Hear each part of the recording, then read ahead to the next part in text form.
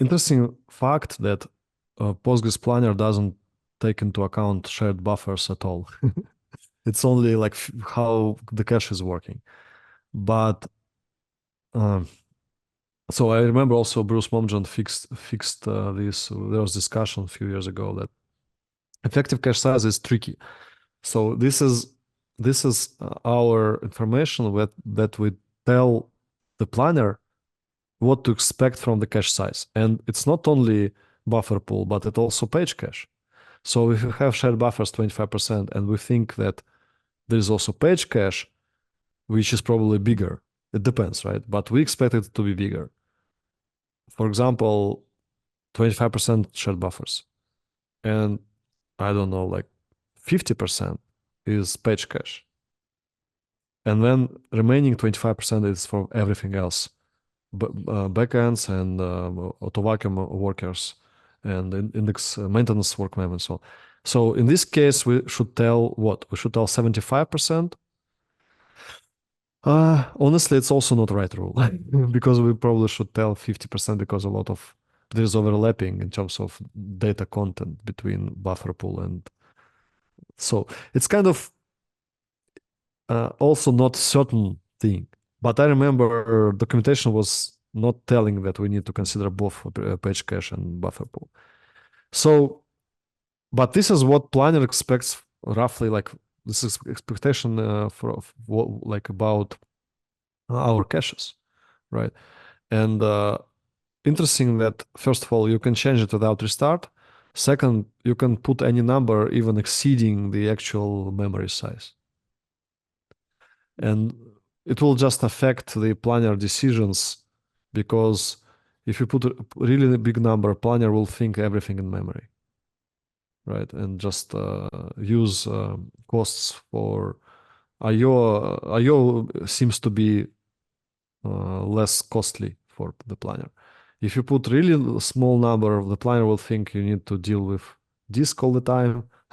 so so it's interesting. And yeah, there is some rule like 75%, but definitely worth and what I like about this setting is that due to the behavior I just described, we can set it to production on small, like we can have non-production small machine with very weak disks, a small amount of number of gigabytes in memory, only few CPUs. But if we like copy our production database and set effective cache size matching production and other planner settings, even if we don't have so much memory, we'll see that planner starts making decisions exactly like on production, choosing the same plans. This is great, right? This is So, great that so other settings like random page cost, CPU. same. Yeah, it's also parts. If you check select star from PG settings, it has category and there's planner settings category, and things you mentioned they are in that category. So you just need to grab all the settings from production, and even you don't have so much memory. Only work mem is outside of the category, but work mem is also affecting planner decisions. So work mem also should be grabbed. And you can just like reproduce the problem on smaller machine, right? That's great. Of course, it directly affects how planner makes decisions. So if you like you can just screw your plans easily if you change it without like reasons, right?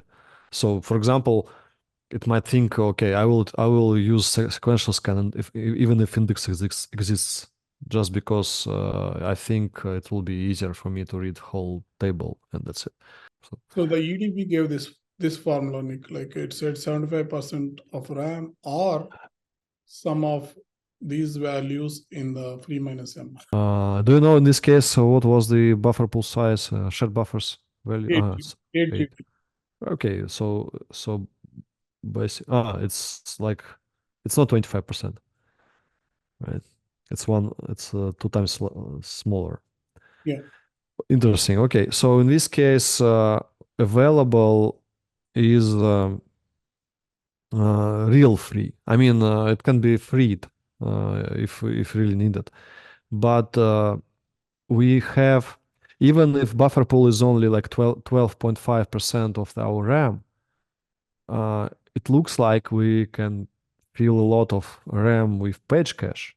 If data, for example, database is terabyte, for example, right? We can fill only 8 gigs in the buffer pool, but we can fill like 60 plus gigs in page cache. Yeah. Especially if backends don't consume it, right? So we can fill it. And in this case, okay, 75% works, but we can probably put it even bigger. Okay.